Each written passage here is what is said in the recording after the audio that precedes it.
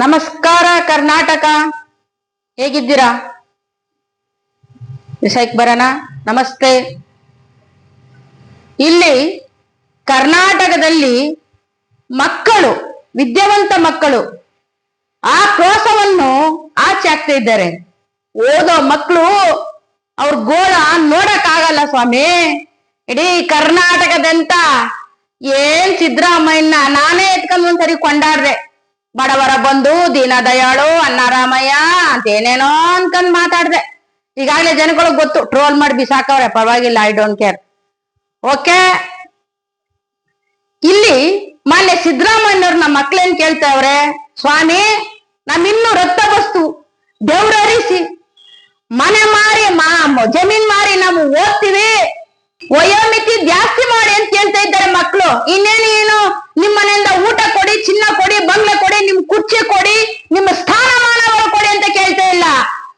ನಮ್ಗೆ ಓದಲಿಕ್ಕೆ ಅವಕಾಶ ಮಾಡ್ಕೊಡಿ, ಇನ್ನೂ ಒಂದು 5 ವರ್ಷ ಹೆಚ್ಚ ಕೊಡಿ ನಮ್ಗೆ ಓದಲಿಕ್ಕೆ ಅಂತ ಕೇಳ್ತಾ ಇದ್ದಾರೆ. ಸ್ವಾಮಿ ಮಾನ್ಯ ಮುಖ್ಯಮಂತ್ರಿಗಳೇ, ಆಯಾ ಕಾಲಕ್ಕೆ ನೀವು ಗವರ್ಮೆಂಟ್ ಕೆಲಸ ಉದ್ಯೋಗ ಕೊಟ್ಟಿದ್ರ?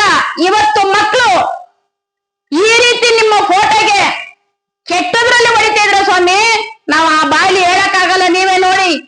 ಯಾರಿಗೋಸ್ಕರ ನಿಮ್ಮ ಈ ಒಂದು ಕೆಟ್ಟ ಬುದ್ಧಿ?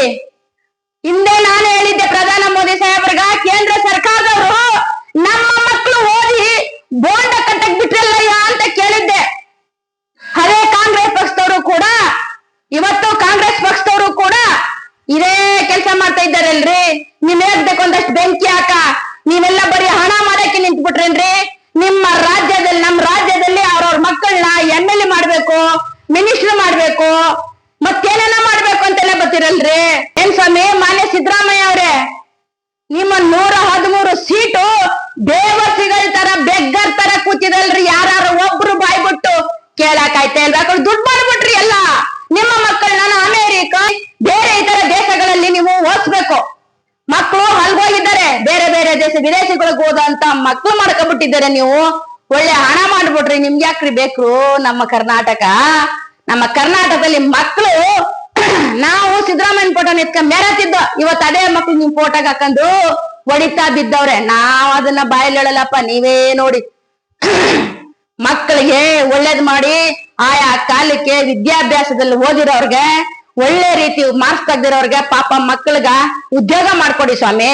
ನಿಮ್ ಬಾಯಿಗೊಳಗ ಮಣ್ಣಾಕ ಎಷ್ಟು ಅಂತ ಹಣ ಮಾಡ್ತಿರ್ರಿ. ನಿಮ್ ಮಕ್ಕಳು ಮಾತ್ರ ವಿದೇಶದಲ್ಲಿ ಹೋಗಿ ಕನ್ನಡನೇ ಕಲಿಕೆ ಯೋಗ್ಯತೆ ಇಲ್ಲ. ಏನ್ರಿ ಸಚಿವರೇ, ಏನ್ರಿ MLAಗಳೇ, ಏನ್ರಿ CMಗಳೇ, ನಿಮ್ ಹೇಳ್ತೇಗ ಒಂದಷ್ಟು ಬೆಂಕಿ ಹಾಕ. ನಿಮ್ಮ ಮಕ್ಕಳಿಗೆ ಕನ್ನಡ ಬರಲ್ಲ. ನಮ್ಮ ಕರ್ನಾಟಕದ ಮಕ್ಕಳು ಕನ್ನಡನ ಓದಿ, ಇಂಗ್ಲಿಷ್ ಓದಿ, ಹಿಂದಿ ಓದಿ ಬೇಜನ್ ಮಾರ್ಕ್ಸ್ ತೆಗೆದ್ಬಿಟ್ಟು ಪಾಪ ಬೀದಿಲ್ ಕೂತವ್ರಲ್ರಿ. ಇವ್ರ ಗೋಳು ನಿಮ್ಗೆ ತಟ್ತಾ ಇರಲ್ಲ, ಇವ್ರ ಕಣ್ಣೀರು ನಿಮ್ಗೆ ತಟ್ತಾ ಇರಲ್ಲ. ನಿಮ್ಮ ಸರ್ಕಾರ ಸರ್ವನಾಶ ಆಗೋಯ್ತದೆ. ನಿಮ್ಮ ಸರ್ಕಾರ ಬೀದಿಗೆ ಬಿದ್ದೈತದೆ. ಲೋಫರ್ ಸರ್ಕಾರ ನಿಮ್ಮ ಕಾಂಗ್ರೆಸ್ ಸರ್ಕಾರ, ಬೆಗ್ಗರ್ ಸರ್ಕಾರ, ಈಡೇರ್ ಸರ್ಕಾರ. ಇಂಥ ಸರ್ಕಾರ ನಾನೆಲ್ಲೂ ನೋಡಿಲ್ಲ. ನೋಡಿ ಕರ್ನಾಟಕದ ಜನತೆ, ಇವತ್ತು ಕಾಂಗ್ರೆಸ್ ಸರ್ಕಾರ ಸರ್ವನಾಶ ಆಗ್ಬಿಡ್ಲಿ, ಇನ್ಯಾವುದೇ ಸರ್ಕಾರ ಬಲ್ಲಿರಿ, ನಮ್ಮ ಮಕ್ಕಳಿಗೆ ಯಾವ ನಾನ ಗೌರ್ಮೆಂಟ್ ಕೆಲಸ ಆಯಾ ಕಾಲಕ್ಕೆ ಸರಿಯಾಗಿ ಕೊಟ್ಟಿಲ್ಲ ಅಂದ್ರ ಎಕ್ಕರೇಟೆ ಹೊಡಿಬೇಕು, ರೋಡಲ್ಲಿ ಹೊಡಿಬೇಕು. ಇದೇ ನನ್ನ ಆಕ್ರೋಶ. ಮಕ್ಕಳು ಎಷ್ಟೊಂತ ಓದ್ತಾರ್ರಿ ಪಾಪ.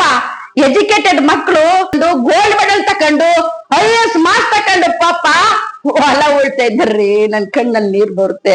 ಆ ಹೆಣ್ಮಗಳು ಹೇಳ್ತಾಳ, ಮಾನ್ಯ ಸಿದ್ದರಾಮಯ್ಯ ಅವ್ರೆ, ನಾವ್ ನಿನ್ನ ಏನ್ ಕೇಳ್ತಾ ಇದ್ದೀವಿ, ಒಂದ್ 4 ವರ್ಷ ಎಕ್ಸ್ಟ್ರಾ ಮಾಡಿ ಅಂತ ಕೇಳ್ತಾರೆ. ನಿಮ್ಮ IAS ಏನ್ ಕೇಳ್ತಾ ಇಲ್ಲ.